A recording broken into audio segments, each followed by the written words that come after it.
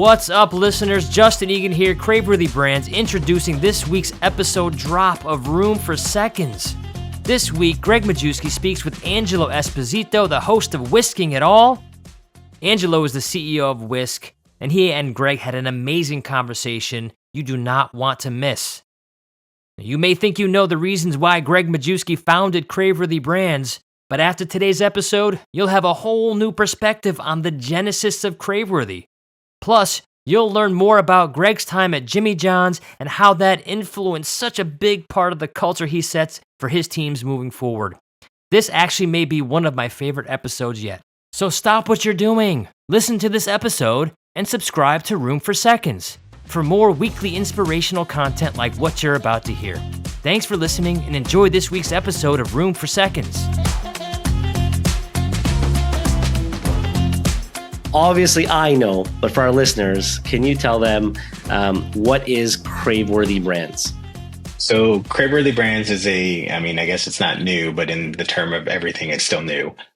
Started in January 2023 to create a incubator of sorts to emerging and legacy brands so they can compete on a national scale and have shared services and everything else and have a chance to grow at a much more expedient rate without having PE sort of dictate their growth if they're not ready and everything else. You grow as a team as you need to be as an operator's point of view. Being a restaurant operator, I felt that PE and and family offices and stuff like that in the past have always put undue pressure on restaurants to grow when they're not necessarily ready to grow. Here you come in and yes, we still operate in the same mentality, but you grow when the restaurant's ready to grow and you focus on the proper things and you focus on your franchisees winning first and not your bottom line of your company. So we take it in the shorts maybe a little bit longer than we should as our franchisees start to get up and running to where they need to be. But our philosophy is if they're winning, we in the long term will end up winning. Right. That makes a ton of sense. And, for the people listening in prior to this, I know you were the CEO at Jimmy John's and, correct me if this is wrong, but I saw something like from 30-ish stores to 300 stores. You expanded from 30 to 300. So to our listeners, some good advice will definitely come from this podcast. But I'd love to know a bit about what got you into that. So I always like to go for the story and then we'll fast forward and talk about Craveworthy Brands. But I love to understand how people got into the hospitality space. So if we rewind even prior to Jimmy John's, like what got you into the space? So, if you go all the way back, I put myself through college working odd jobs, bartender, barback, suit salesman, everything else because I screwed up. I was a kid with a silver spoon that, looking back at it, I could have had anything I ever wanted.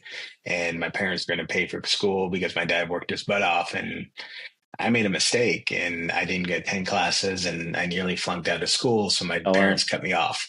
Most people get cut off. You still have some support. And my parents cut me off. I had to survive on my own after that fact. And we put myself through school through all the odds jobs. Did not at all ever wanted to be in the restaurant industry. Went to school for forensic tax accounting. And as I was on my way to go to Arthur Anderson as one of, two hires in this department, a guy by the name of Jimmy called me out of the blue. And the rest is sort of history. Jimmy and I met. He gave me an internship.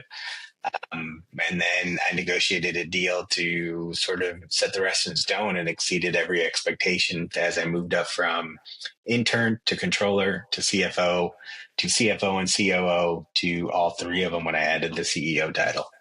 Wow, that's impressive. And so can you share, I know it's going to be hard to say it in such a short amount of time on here and you can only condense so much experience, but can you just allude to some things that were important when it came to scaling from, 30 to 300? The biggest thing that, and it still doesn't change no matter what the size is, it was the belief in what you were doing. It was following the playbook and not deviating from the playbook when things got hard. And in the restaurant industry, things get hard all the time. And you start to question, can I do this or can I do that? Or how bad do I have to discount to build sales? Or, oh my God, it was a bad month and I'm going to lose everything. We stuck to a plan and believed in what we were doing. We fine-tuned it continually, but the plan was the plan. And we operated under the mantra. We knew what our core beliefs were and we didn't deviate from those. We knew we were a great sandwich, that we could deliver it freaky fast, and that we could make our franchisees money by being something different and offering that delivery component. It was also building a culture of people all working towards the same common goal and the same belief. And that was the Right. most important thing that we did, was that culture piece, that everybody worked their butts off to get us to that next point. And that, typically it was a 40-hour work week, but for us, it wasn't 40 hours. It was 60, 70, 80, sometimes 100, but it didn't feel like we were working. We were all doing it to the same march and the same beat because we believed where we were going. And that's what accelerated the growth more than anything, is that we believed we were just killing. Right. I love that. And I think those are really two good takeaways, like, having leadership that inspires and has a clear vision, and instilling that culture, that makes a ton of sense. And then sticking to the plan, which might not be easy. So if we dive in a bit to like sticking to the plan, what are some areas that you think were like super important, right? I know in restaurants, a big piece of this is, people always talk about, especially in my space, the food costs, the beverage costs, the cost of goods in general, labor. But I'd love to hear from your point of view. What are some core things that were important to your plan? It was easy. It was being freaking fast. We took that as our marching tune. We knew we wanted deliveries out the door in 5 minutes, and we tried to get them to the customer in 10 minutes or less. Wow. And that was what we built our entire brand on. So when you sat there and got your sandwich, we wanted to beat you to it and make it in 15 seconds or less. And you were standing at the register with your food already. That was what we built everything on. And then obviously fun advertising, great food and all that, but it was speed. We became a convenience item. And it was the convenience of being able to get that product delivered. It was being able to get it fast when you came in, but it was able to get this great sandwich better than the competitors that were out there at the time, and get that in such a speed that made your life convenient. So you can now have it 3, 4, 5 times a week because you knew it would be there in 10 to 15 minutes, and that's what gave us the boost and what we had. And that was all Jimmy. I mean, Jimmy was focused on delivery from day one, way before anyone else was even remotely into that product. Jimmy was delivering a sub sandwich back in the early 80s. I mean, So think about it. No one else delivered at that point besides pizza. Right. It's true. And maybe your occasional Chinese restaurant, but yeah, pretty much just pizza. That's crazy. And so for people listening that maybe have, a handful of either QSRs or fast casual restaurants, and they're, as they, maybe on a smaller scale, they're at 5, 6, 7 locations and they're looking to scale up. What advice would you give them? So, I mean, the hardest part is getting from 1 to 2 and then 2 to 5. That's the hardest thing that you're ever going to do. Okay, so you know what? Let's go there then, because if that's the hardest part, let's talk a bit about that. 1 to 2 and 2 to 5. And that is if you're a franchisor or a franchisee or anything of that nature, that's where it gets hard. Yeah. And that hard part is because you have to make sure your systems and procedures actually scale and that you can operate the restaurants without actually being in the restaurants all the time. Right. And can you duplicate what made you successful in store 1 in store 2 without you now being split between 1 and 2? Right. Very hard. And you can't do it if you don't have systems. So it's developing the playbook and the systems that you're going to use day in and day out to make sure store 1 operates exactly like store 2 when you're not there. So we use the analogy all the time. Would you get on a flight without the pilots going through the checklist? And the answer is always absolutely not. I would never take that flight. Why would you open up a restaurant if your restaurants don't operate underneath that same checklist every day? Why would a customer come in and spend that money with you if it's not duplicated exactly the same because your checklists are perfect? So while you're building from 1 to 2 and you're thinking about that, make sure your checklists and your systems are easily duplicated and then easy to follow so you have that to fall back on. Then you manage systems, and then it's easy. You ask the question, hey, this didn't go right today. What went wrong? Was it a system fail? Or was it an employee fail? If it's an employee fail, you retrain, you educate, and not. If it's a system failure, you rewrite the system, tweak it so you don't have that problem going forward. And that's what I built my entire career on, is that mantra.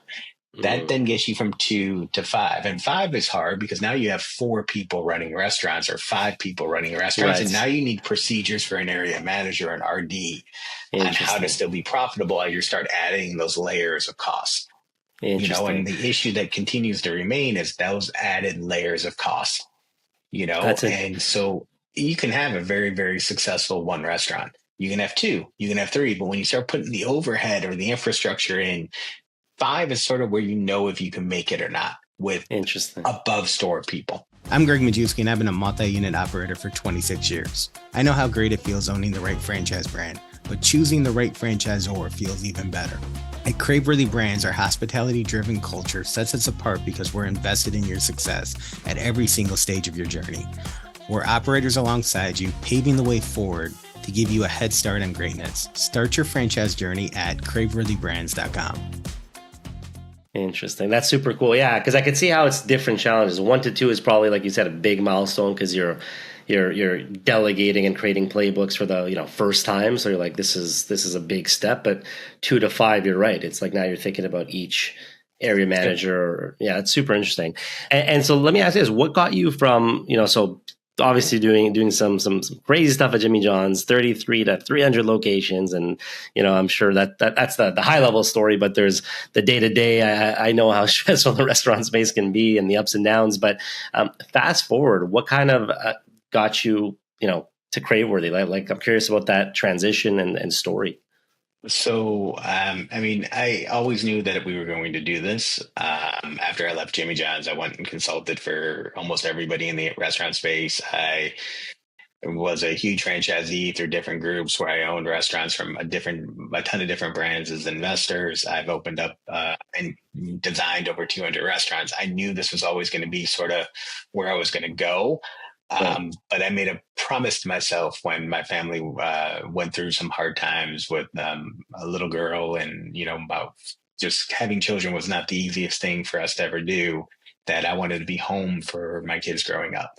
And so I enjoyed that time, and I was fortunate enough to enjoy that time because of everything else I had. And then when my kids were old enough and in high school and all that, I started laying the groundwork in 2017 to start acquiring these brands and started investing in some brands. And then in 2022, pulled the trigger to go full on board. Wow. But I always knew I was going to do this. It was just a matter of, I was lucky enough to be young enough in this industry that now most people are getting their first bite of the apple at my age. And this is time number 3. This is chapter 3 already for me. Right. That's awesome. I knew when I could do it and around the life that I wanted to have and the dad that I wanted to be for my kids. That's really cool. That's really special. Thanks for sharing that. And for people that don't know, can you kind of maybe go through some of the brands? Because I know even just looking at the website, there was some brands I didn't even know of. So some really cool, unique concepts. I'd love for you to highlight, some of the concepts. So, the brands continue to evolve. So this past week we added Fresh Brothers Pizza. We have Genghis Grill, BD's Mongolian, Flat Top Grill, Budlong Southern Chicken, Hot Chicken Takeover, Taim, Sum Sum, Sigiri Indian Barbecue. Those are the main brick and mortar brands. Yeah. And then we have a virtual platform, which we call Craveworthy Kitchen, that has 16 unique virtual brands that make up it, that then operate in our individual restaurants. That's cool. So we have a ton of brands, but 3 of those brands operate in the one brick and mortar. Those 16 all use the equipment and all the food and all that to create different menu items that we then add incremental revenue to through this Craveworthy Kitchen model. That's smart. Yeah, I was looking at the website. I saw one of them, the virtual brands was, I like the name. That's what stuck with me, was Nomad Dog. Yep. Like hot dogs from around the world. That's pretty cool. Mm-hmm. And so I'm curious, when you guys think about, let's say, the virtual brand, and sharing, one kitchen and obviously recipe ingredients and all that, and using that as leverage, do you guys actually, when you say virtual, does that mean those brands can only be ordered through delivery or third party, or in the physical store, can people also order those 3 brands? So we're slowly rolling out the fact that you can order them in the restaurant. We're not afraid, and we're proud, because they're our brands, to advertise that we have these. So the new webpage and the new site, when you go to Genghis Grill or one of those, you'll see Craveworthy Kitchen brands available in your restaurant. So cool. We're going to start tying that in. So, I want that. Oh, that sounds really good too. Let me throw in a Lucky Cat Poke Bowl or whatever the brand is that's operating in that one. We're not running from that. We're also allowing our consumers to buy those items in the restaurant, which just, again, helps us build incremental revenue, or they know it's there. Maybe one person doesn't really want to go in and get hot chicken, but they'll be fine with a hot dog and fries for dinner. Right. I don't now cancel out the Vita vote a little bit, but we're proud of the brands that we are. So we're front facing. It's Craveworthy Kitchen. where most people with virtual brands don't want that to be known. We're Yeah. all in on it. That's cool. And, might as well take every dollar you can get, especially today. Yeah, 100%. And, myself being in the inventory space and all about, like I said, recipes, ingredients, and all that stuff, and so invoices from suppliers and costing. So I nerd out on that stuff. So obviously, when I hear virtual brands and leveraging one kitchen for many different brands, I love that. I'd love for you to maybe touch on that. Like, how can you maybe go through some of the advantages? Let's say that from a just operational or business standpoint. So, let's look at the basics. And no restaurant is fully at capacity. It's impossible. You build these kitchens to do 4, 5, 6 times the dollar amount that we do today. So we know that every restaurant in America has capacity, and there may be some that don't in certain hours, without a doubt. But in those off hours, there's capacity. Right. We designed menu taking account what the kitchen needs for those equipment, for those brick and mortar, the main brands. We designed recipes and product around what they all have in place. So the menu items and the SKUs, and we try to bring in no more than 5 additional SKUs to create these menu items. Okay. And that sounds like, oh my God, you can't do much with it, but you got to think of all the ingredients every restaurant has. You can do so many things. And then we create unique brands to operate with that in the forefront. What that does for us is, in our case, we know that we can increase sales by $500,000 through our virtual brands. So $500,000 in incremental revenue after you pay your delivery fees and everything else, if that's the way it is, you're covering your G&A for that restaurant, which now makes you extremely profitable. Right. That's super interesting. So that's the game plan and the matrix behind why we're doing it. Okay. I wanted to find a way to have my franchisees and my corporate stores make more money without having to do much more. We have the labor already, we have the SKUs, we pay for the rent and everything else, but I need to lower those costs. So we created this to help do that. That's super neat. And obviously, I see it. You're clearly passionate about what you do. I'm curious, what's been the most fulfilling part of this new venture so far, at least, right? It's a long journey. The most fulfilling part has always been building the team and watching the team grow. Back in the Jimmy John's days to now, that has always been what I've been most excited about. I don't do this for me. I do it for everybody else that works for me, because they get an opportunity to shine and grow. And my job is to make them better each and every day so they can go on and do their next thing, because, and whatever that is. And I'm not ever ashamed or upset when someone says they're leaving me for a bigger opportunity. And I take that as a pride component, because I've taught them how to go and build, and then hopefully they can take the culture we put in place and install it somewhere else and do the same thing for the next group. I love that. So most restaurant people are always so mad. I can't believe I spent all this money. I did all this. I trained them. They were with me for 5 years. How dare they leave me? And I look at it as, we did this together. We went, this is a huge opportunity. I'm so proud of you, and go. What a great perspective. And that's my job. And so as long as that's what we're doing and we continue to have people grow, then we win, because the company continues to get better, but that means the people underneath them continue to get better. Yes. So I can just constantly promote from within. Yes. If that's the culture you build, you never have to worry about someone leaving, because you always have a bench. Now obviously some big positions and stuff like that, you got to go and hire from the outside. Yeah. But most of the time you want to build from within, or from within your network, so your culture stays in together. Yes. I love that. There's a quote that came to mind when you were saying that. It was like, someone, I'm going to paraphrase, but someone says, what happens if I spend all this money training this person and they get good and then they leave? And then the person responds and says, well, what happens if you don't train them and they stay? And we spend a lot of money on training, and we spend a lot of money on fostering them to get to that next level. So we do that in a way that is crucial, and we're proud of that. And I want people to leave. Now, I don't ever want anyone to leave. I'd love for them to stay, because we're all just making so much money and all that. But everyone has their own personal goals. And, if you want to be a VP or a senior VP, or if you want to be a CEO of a company, as long as I'm here, that job's not open. So if you have an opportunity to go and be a CEO of a company and start doing your path, I'm going to support you, champion you, and help you get that. Right. And that's what makes a great operator or a great leader so much different than everybody else. A great leader wants you to go somewhere and be successful. A bad leader is going to be bitter that you left and hold it against you for the rest of life and never want to talk to you again. And I know people in the industry in some of the biggest jobs ever that are just bitter because someone left them. Wow. You know, that's not why you should be bitter. You should be thrilled. You got that guy the job because you taught him. That looks great for you. Yeah, I love that perspective. And labor is obviously a hot topic in the hospitality space, and more specifically, turnover, staff turnover is there in every industry, but we know in the restaurant industry it's high. So it sounds like you really care about your team and you take a lot of pride. So anything you can share when it comes to retaining talent? I mean, here's what I'll tell my team because they complain about it all the time.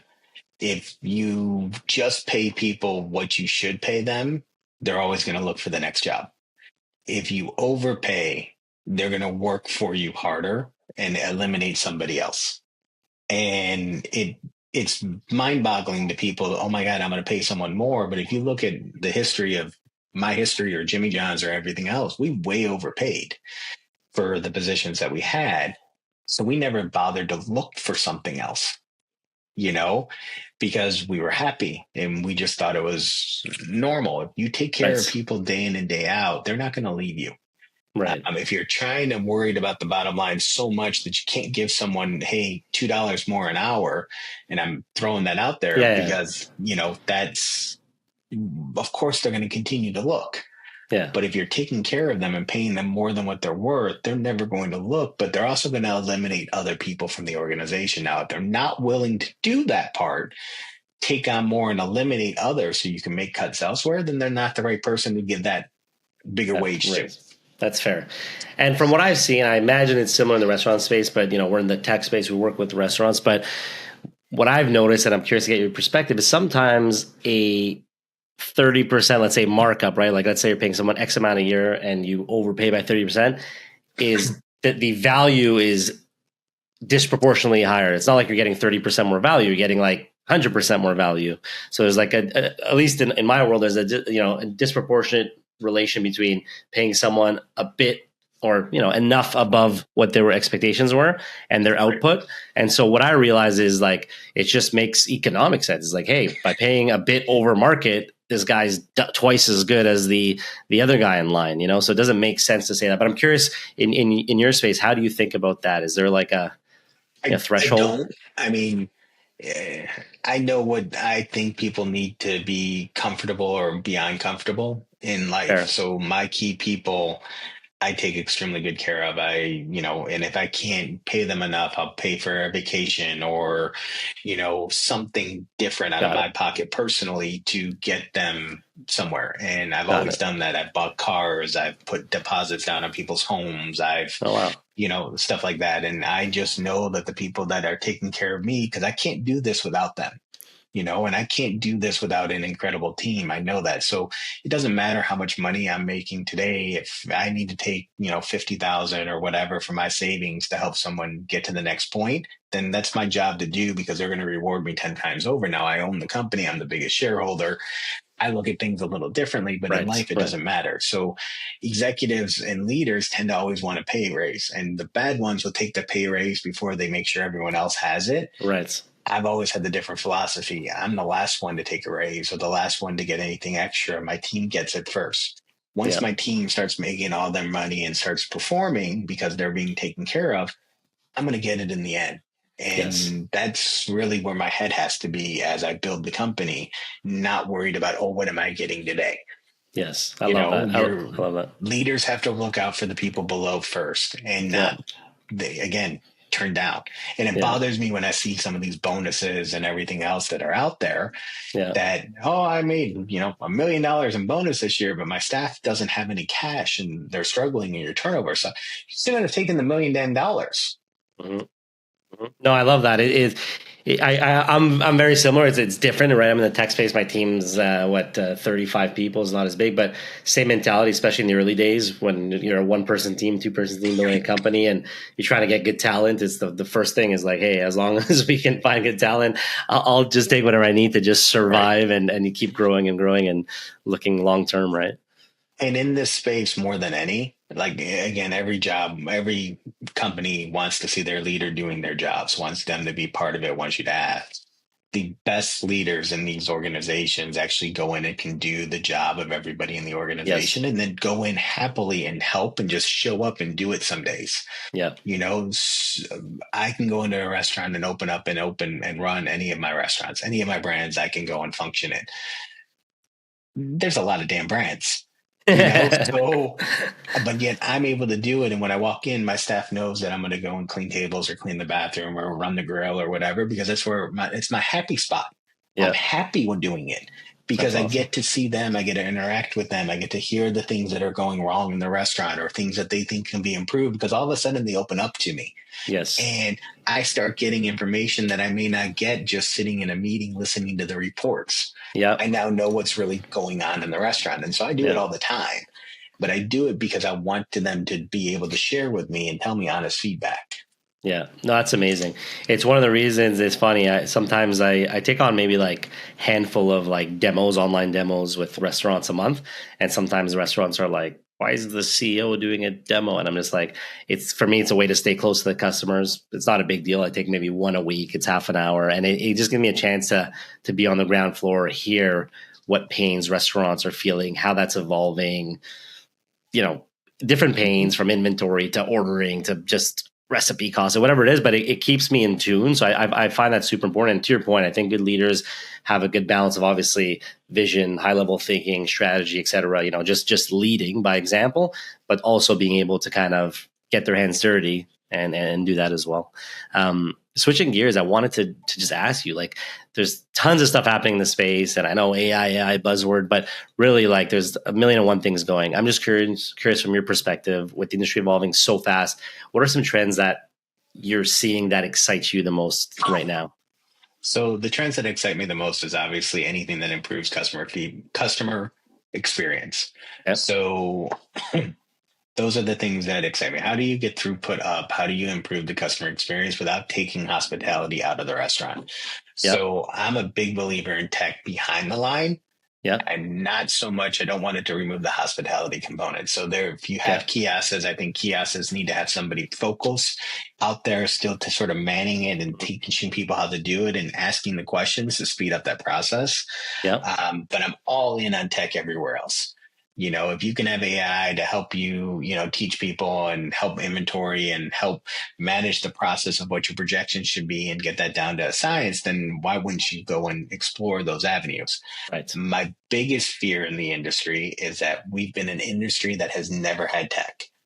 We were tech adverse for so long. Yeah. There's so much incredible tech coming at us right now that we get pigeonholed on the shiny thing. Yes. And we don't fully invest in the technology we already have before we get onto the next tech. And now we're saddled with subscription fees and everything else that are going to bury the restaurant.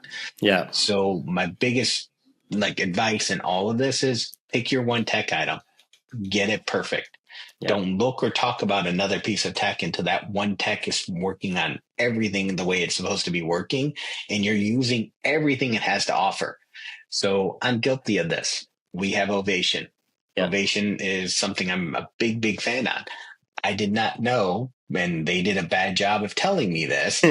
They offered text to those people that put in Ovation surveys. Don't know when it came out, but Zach and I, everyone in the industry knows how close we are. Yeah. And I've teased him now for the last 4 months that I, who sit on his advisory board and am an investor, did not know that his product did this. Wow. That's so funny. You have to know what you're paying for fully so you can take advantage of what's out there. Yeah. Well said. Well said. One mistake I see restaurants make sometimes is they get and it's not their fault, but they get, to your point, they get bombarded with all these different tech, and sometimes they forget, wait, what am I actually looking for? So I always tell people, if you're like in the market right now, you're opening a new restaurant, your main focus is like finding your point of sale. Okay, focus on that. If your main focus is now, hey, I don't know if I'm making money because I can't really track my food costs, focus on that. But what I notice sometimes, and it happens, I'll speak to clients and they'll talk to me and they're like, oh, we're looking at software X software, but then they'll mention other softwares that do 1,000,001 things. And I'm like, but remember, you came here because you told me your biggest problem right now is your food costs are out of control. So why are you talking to me about this and this? So my biggest advice is always for restaurateurs shopping around, make the list before you book these demos of what you actually care about, and then look at that checklist. Because if not, you get distracted easily and you start judging on features you didn't even really care about. But now you're like, oh, yes, this other software could do X, Y, Z when you didn't really care. So I always say, make a checklist first. What matters? What do I need for my restaurant? And then when you meet with these software companies, you can kind of do your due diligence. Yep. But no, that's great. Well, listen, I know as we kind of get to wrap it up, one thing I wanted to ask you was just, every business is obviously faces operational challenges. I'm sure you did at Jimmy John's. Curious to like, what operational challenges are you potentially facing today, right? Just to give a behind the, if you can, a behind the curtain look. I mean, it's no different than what it's a pricing issue right now. Yep. So we're facing the headwinds of the consumer doesn't have the disposable income that they once did, and they're choosing what they should and should not eat. You see the things that they're not willing to part with, Chipotle's and all that of the world, that are still seeing positive sales. But the rest of the industry transactions are down, and it's because we've taken too much price. And what's funny is the restaurants that have not taken price are still feeling a price issue, and people are saying they're too expensive because everything else around them is too expensive. As an industry, we effed up. And I say that as nice as we can be. We effed up. We did not adjust pricing back down when we should have. We took way too much because we thought it was going to continue. So, I was going to take enough to last a year, and then it didn't happen, and now customers couldn't feel it. Now we're in this pricing conundrum. That's not going away until they feel better about the state of the economy. And when that happens, there will be a lever that goes off again. It's never going to be the lever that gets back. And unfortunately, you're not going to get the 20%. They're not going to see wages go up 20% on the 24% that food costs went up. Inflation on those items. They're not going to get a 24% increase in pay. Yeah. So the issue then becomes is, when do they get sick of eating at home and they're willing to spend that money? And that becomes a focal point. That's the biggest headwind. That's the issue. That's something we're going to have to struggle with. And the industry's got to get better at not setting the pricing for different times of the day, surge pricing. That's not what I'm talking about. But we need to have pricing where if our costs go up, we go ahead and jack our price up. And when costs come back down, just like the grocery store, milk charges $5 for milk one week, and then it's $2.49 the next week. When our costs go down, we have to adjust our pricing back. Right. Makes sense. Thanks for sharing that. That's super insightful. And look, like I said, as we're wrapping up, I got two more for you. One is, I want to know just what's on the horizon for Craveworthy Brands. What's next? I mean, we said Craveworthy, and I mean, when I built this company or built any company, it's our job to dream big and as big as you possibly can, and where you're going to go. We set the lofty goal that we want to be 1,000 restaurants in 5 years. Wow. And we want to have $1 billion in system-wide sales and all these things. Now, I know we can't ever hit those goals. That may be impossible, but you have to work towards getting them. But if you set goals that you think are possible, then they're easy to hit, and they're not really goals. Right. So, I mean, that's on the next. It's going to be rolling out our franchise, and getting our franchise system up and running, getting the franchisees that we've sold to achieve the American dream. And once that happens, everything else sort of falls together. And then, of course, there'll be other deals and some new things that come down the line, and maybe even a couple in a few weeks. Yeah. So we'll see. Exciting. And that leads me to my last question. For people who want to follow you, follow Craveworthy Brands, I always like to give a chance for you to plug your stuff away. So for people who want to follow your journey, just go ahead. Where can they find you and the brand? So easiest way is go to craveworthybrands.com, hit media. You can go ahead and follow our podcast, which is Room for Seconds. You can find me on LinkedIn, Twitter, Instagram. You name it, I have it. Gregg Majewski, just type it in, it will come up. But again, we give advice, we continue, and it's not about building our brands. Everything we do on those media pages, that's what talk about them and stuff like that. But our podcast and all that other stuff is really giving back to the industry that's been so great to me. And, and so we do everything that we possibly can to make our industry win. I love that. So that's what those podcasts are for. Hey viewers, thanks again for supporting Room for Seconds. If you found this episode inspiring, interesting, or any bit informative, please hit that little subscribe button down at the bottom so you never miss an episode. In my 26 years in this amazing industry, I've been blessed with incredible mentorship. This show is my way of giving back. follow me on LinkedIn, search Gregg Majewski, on Twitter, @Gregg_Majewski. If you still have room for more, visit our website at media.craveworthybrands.com. You'll find more videos, shows, notes, blogs, resources, and an easy way to get in touch with the Craveworthy Brands team. I'm your host, Gregg Majewski. Thanks again for tuning in to Room for Seconds.